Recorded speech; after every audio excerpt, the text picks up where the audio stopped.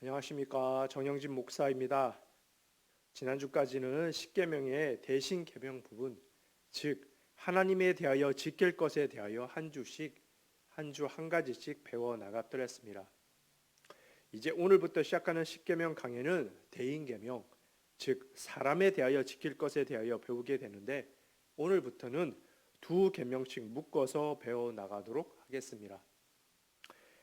한 계명당 한 강의씩 잡아서 하면 좋겠지만 다른 더 멋진 강사 목사님이 기다리고 계시기에 제가 빨리 끝내드려야 하지요. 사람에 대하여 지킬 것에 대하여 첫 번째로 나오는 것은 제5계명, 내 부모를 공경하라입니다. 이제부터는 참으로 간단 명료합니다. 다시요, 제5계명, 내 부모를 공경하라. 그리하면 내 하나님 여호와가 내게 준 땅에서 내 생명이 길리라. 어떻게 여러분들의 부모님들을 잘 공경하고 계신가요? 저는 다른 십계명의 계명도 잘 준수하지 않아서 매우 찔리지만 특히 이 제5계명은 정말 찔리는데 말입니다. 누가 뭐라 하기 전에 저를 낳아서 길러주시고 지금의 제가 있도록 해주신 분이 바로 부모님이신데, 더 정확히 말하자면 저는 아버님이 일찍 돌아가셨으니까 그런 분이 저희 어머님인데, 예나 지금이나 한결같이 잘 못할 뿐만이 아니라 제가 언제나 걱정거리를 안겨드리는 존재니까 말입니다. 십계명의 다른 계명들을 보면 제1계명부터 시작하여서 마지막 제10계명까지 다 뭐뭐 하지 말라고 되어 있습니다. 뭐뭐 하지 말라. 그렇죠. 그런데 제5계명, 내 부모를 공경하라는 유일하게 하라고 되어 있는 계명입니다. 내 부모를 공경하라가 계명에 있으니 내 자녀를 사랑하라도 있어야 얼추 규정이 잡히고 좋아 보일 것 같은데, 내 자녀를 사랑하라는 계명은 없습니다. 그렇지요. 왜 그럴까요? 그것은 굳이 계명으로 집어넣지 않아도 본성상 내리 사랑이라고 내 자녀는 눈에 넣어도 아프지 않을 만큼 알아서 다들 자녀를 사랑하기 때문인 것이지요. 그런데 내 부모를 공경하라가 십계명에 규정되어 있다는 것은, 그것도 대인계명전 손가락에 꼽히는 것은 그만큼이나 인간들이 자기의 부모에게 잘 못하기 때문인 것입니다. 그러니 이렇게 십계명에도 집어넣어서 다시 한번 부모 공경에 대하여 상기시켜 주는 것이지요. 보통 계명의 순서가 중요한 것부터 덜 중요한 순서로 내려오는데, 대인 계명 중 첫 계명이 바로 내 부모를 공경하라인 것입니다. 심지어 살인하지 말라는 것보다 더 위인 것이죠. 세상 법적으로 보면 살인죄, 절도죄, 위증죄 등은 형벌에 처해지지만 부모 공경하지 않는 것은 법으로 처벌도 하지 않는데 말입니다. 사랑하는 여러분, 우리가 왜 부모를 공경해야 됩니까? 왜 십계명에 이런 규정이 있어서 지켜야 하는 것일까요? 그것은 바로 부모를 통하여 우리가 이 땅 위에 태어났기 때문입니다. 우리가요, 저절로 세상에 나온 것이 아니라 우리의 부모를 통해서 이 땅 위에 나온 것이지요. 물론 부모도 다 같은 부모가 아니기 때문에 누군가는 부모님 이야기를 하면 눈시울부터 붉어지며 가슴이 아리는 사람이 있는 반면, 누구는 부모님 이야기가 나오면 받은 상처 때문에 분노부터 있는 사람이 있을 수도 있을 것입니다. 충분히 그렇지요. 때로는 태어나자마자 버림을 받아서 부모 얼굴조차 모르는 사람이 있을 수도 있는 노릇이지요. 작년에 송강호, 강동원, 또 아이돌 가수였던 아이유인가요? 그렇게 나오는 브로커라는 영화를 제가 보았었는데요. 거기에 나오는 주인공들 중에 태어나자마자 부모에게 버림받은 존재도 있었던 것입니다. 그래서 세상 기준으로 볼 때 그들은 나쁜 일도 섭순치 않게 여기며 막 살게 되는 그런 사람들도 있었습니다. 그러면서 영화 후반부에 보면 각자가 자기 이름을 부르면서 누구 누구야 사랑해, 누가 있어서 네가 있어서 너무 좋다면서 자기의 소중함을 나타내는 감동적인 장면이 있었더랬습니다. 정말 뭉클하고 먹먹하더군요. 그렇게 버림을 받아서 상처를 입은 상태로 자라온 분에게 부모 공경이란 말이 그렇지 쉽사리 하기 쉽지 않을 것입니다. 당연하지요. 그런데 우리 주님은 십계명을 통하여 분명히 말씀하십니다. 내 부모를 공경하라는 것입니다.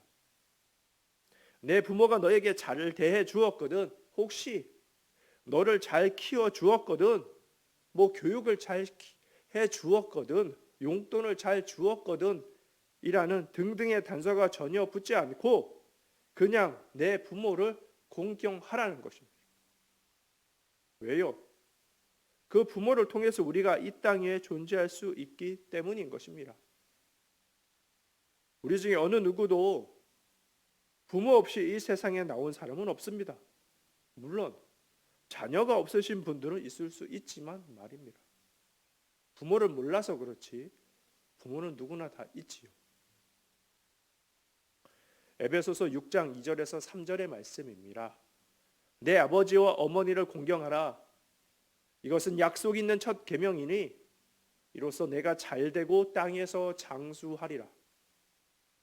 신약 에베소서에서도 십계명과 비슷한 말씀이 있습니다. 바로 부모를 공경하면 하나님이 약속을 해주시는데 그것은 내가 잘되고 장수하리라는 것이죠. 십계명에서도 장수한다고 나오지요. 왜 이런 큰 약속까지 하시며 하나님이 부모 공경을 말씀하시고 계시는 것일까요? 그만큼이나 보통의 사람들이 부모 공경을 등한시하기 때문인 것이지요.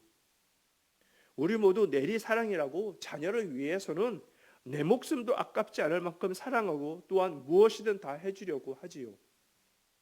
이를테면 우리가 월 수입이 1,000만 원쯤 된다면 자녀를 위해, 그러니까 자녀 학원비 등등 자녀를 위해 얼마쯤 써도 아깝지 않을 것 같습니까? 얼마나 써도 아깝지 않을 것 같습니까? 제 주변을 보니까요, 더 못해 주어서 문제지 있기만 하다면야 있는 재산 다 팔아서라도 자녀에게 해주려고 하던데 말입니다. 만약에 월 1,000만 원을 번다면 못해도 자녀를 위하여서 500만 원쯤을 쓰실 수 있는 부모들 많을 텐데 말입니다. 내 자식이 공부하고 싶다는데, 먹고 싶다는데, 무언가 가지고 싶다는데 없어서 그렇지 다 해주고 싶으신 것이지요. 그런데 반대로 월 1,000만 원의 수입이 있는 자녀가 부모에게요, 생활비 혹은 용돈으로 매달 100만 원쯤 드리는 것이 쉬운 일일까요? 제 주변 사람들을 보니까 결코 쉬운 일은 아닌 것 같은데 말입니다. 여러분들은 어떻게들 하고 계십니까?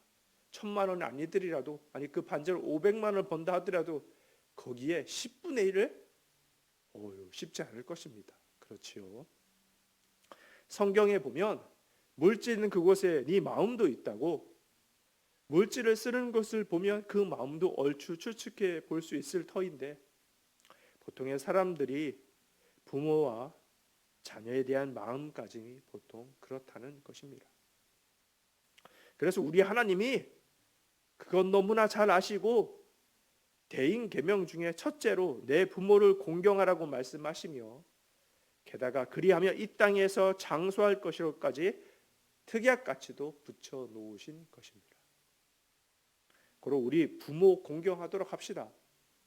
그리고 그렇게 자녀에게 가르치십시다. 그것이 우리가 혹은 자녀가 잘 되도록 하는 길인 것입니다. 내 부모가 나에게 무엇을 잘해 주어서가 아니고 그냥 내 부모이기 때문에 잘해 주어야 하는 것입니다. 그러나 그 부모 공경도 분명 어느 정도 선까지 해야 하느냐는 성경에 기록되어 있습니다. 에베소서 6장 1절의 말씀입니다. 자녀들아, 주 안에서 너희 부모에게 순종하라. 이것이 옳으니라. 부모에게 순종하고 공경하되 어디까지나 주 안에서입니다. 주 안에서 말이지요. 그리고 극단적으로 부모가 성경적으로 불법적인 일을 시키거나 혹은 아예 예수를 믿지 못하게 하거나 하면 지혜롭게 처신하여 그렇게 하는 것을 제외하고 공경하라는 것입니다. 그러나 이것은 극단적인 예이고 보통의 경우는 우리 주님이 이 땅에서 인간 부모를 잘 공경했던 것과도 같이 후에 나보다 연약하고 부족한 부모이지만 부모가 더 잘나서가 아니라 부모를 잘 대우해주고 공경해 드리는 것이 맞는 것입니다. 오늘 우리가 두 번째로 살펴볼 십계명 제6계명은 살인하지 말라입니다. 제6계명 살인하지 말라. 아주 단순하고 명쾌하지요. 남을 죽이지 말라는 것입니다. 이것은 보통의 정서를 가진 사람이라면 당연히 지켜야 하는 법이기도 하지요. 하나님이 왜 살인하지 말라고 하셨을까요? 살인이니까 사람을 죽이는 것을 말하는 것입니다. 살의 사자에 사람 인자니까 말입니다. 그것은 바로 우리 인간은 남녀노소, 빈부귀천, 직업, 유무를 떠나서 누구나 하나님의 형상을 닮은 귀하디 귀한 인간이기 때문인 것입니다. 하나님의 형상을 닮은 귀한 인간을 감히 다른 인간이 함부로 죽인다. 있을 수 없는 죄 중에서 가장 큰 죄라고 할 수 있는 것이지요. 그리고 그 살인하지 말라의 계명은 십계명뿐만이 아니라 보통의 인간의 세상에서도 당연히 금기되는 당연한 규정인 것입니다. 인간 최초의 살인이 바로 시기, 질투와 미움으로 가인이 동생 아벨을 죽인 사건입니다. 그리고 그는 그 일로 인하여 도망자로의 인생을 살게 됩니다. 살인을 하면 일반 세상 법정에서도 보통 상황에 따라서는 다르지만 법정 최고형을 언도받는 경우가 많습니다. 옛날 고대 시대에는 동해보복 사상이라고 이에는 이, 눈에는 눈, 그러니까 생명에는 생명으로 갚아야 한다고 남을 죽이면 자기도 죽게 되어 있었습니다. 그렇게 통했지요. 요즘이야 세상 법으로 법에 따라 처분받지만 말입니다. 그렇게 큰 죄이고 형도 무거움에도 불구하고 종종 사람들이 살인의 끔찍한 죄를 짓게 되었더라는 소식을 우리가 뉴스 등을 통하여 보고 듣게 됩니다. 왜 그렇게 무서운 살인을 저지르게 되는 것일까요? 그것은 그 사람을 향한 분노의 마음이 극도로 치달아서 그런 경우가 많은 것입니다. 그래서 성경에는 우리 주님이 십계명의 살인죄에 대하여 말씀하시며 덧붙여서 형제에 대하여 노하는 자마다 심판을 받게 되리라고 말씀해 주시는 것입니다. 왜 가인이 최초의 살인을 저지르게 됩니까? 바로 형제에 대하여 시기 질투로 노하는 마음이 있었기 때문인 것입니다. 왜 종종 우발 살인이 벌어집니까? 친구 사이에 혹은 가족 간에 말이지요. 그것은 순간적인 분노를 못 참고 일을 저지르게 되는 경우입니다. 보통의 사람이 살인이라는 무시무시한 일을 저지르는 일은 극히 드문 일일 것입니다. 그러나 때로는 보통의 사람 안에 있는 그 엄청난 분노가 폭발하여서 그런 엄청난 일을 저지르기도 하는 것입니다. 그리고 우리는 주님의 말씀처럼 형제에 대하여 분노하는 그런 나쁜 습성을 버리도록 해야 할 것입니다. 제가 목회하면서 보니까요, 분노하고 화를 잘 내는 사람은 또 항상 그러던데 말입니다. 반면에 비교적 화를 잘 참고 온화한 사람은 또 항상 그런 경우를 보게 됩니다.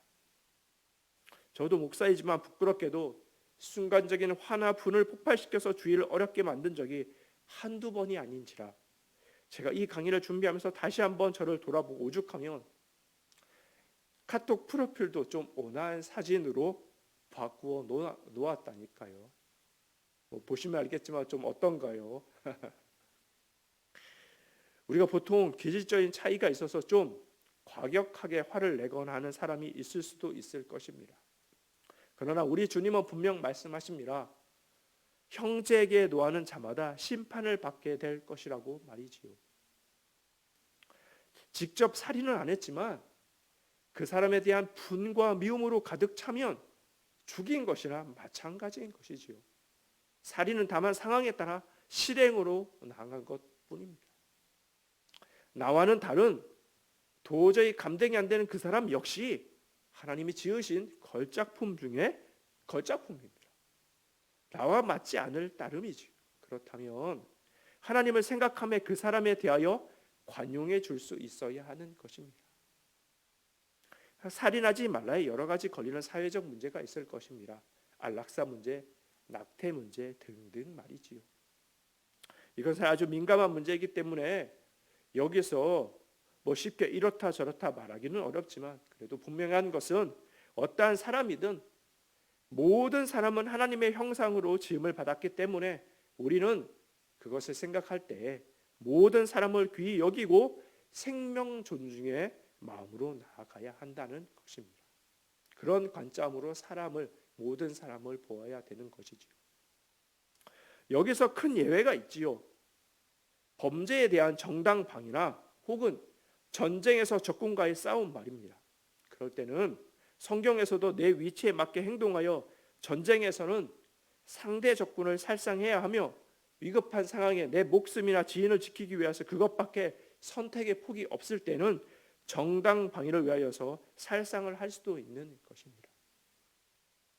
만일에 살인이 무조건 안 된다고 하는 것이라면 우리 주님도 군인에게 모두 군복을 벗고 일반인으로 돌아가서 나를 따르라고 하셨을 텐데 말입니다. 그러나 그것은 아닌 것이지요.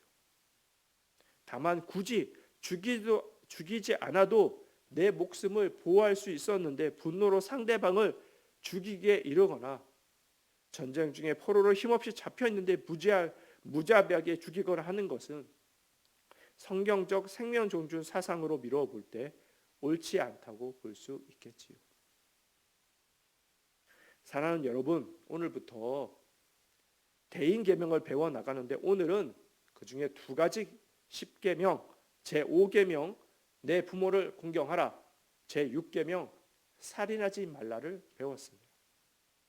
어떻게 보면 적힌 글자 수만큼이나 쉽고 간단합니다.